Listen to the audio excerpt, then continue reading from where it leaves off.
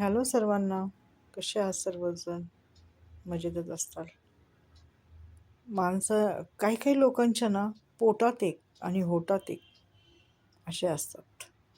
पोटात फार कपट असतं, परंतु ते फक्त तोंडाने गोड बोलतात आणि ते दाखवत नाहीत की आमच्या मनात काय आहे. हो की नाही? आणि अशी भरपूर लोक आहेत समाजात, जी लोक रागात बोलून आपला राग व्यक्त करतात ना, त्यांच्या मनात कधीच काही नसतं. ते बोलून आपले मोकळे होऊन जातात. परंतु ज्यांच्या पोटात एक आणि होटात एक, ती फार विचित्र लोकं असतात आणि ती घातकी लोकं असतात, माहिती का? आणि तुम्हाला एक गोष्ट सांगते, समुद्राला पण झुरळाची गरज लागली होती म्हणतात बाई असं. माझी आई म्हणायची की माणसाला माणसाची गरज नेहमी लागते.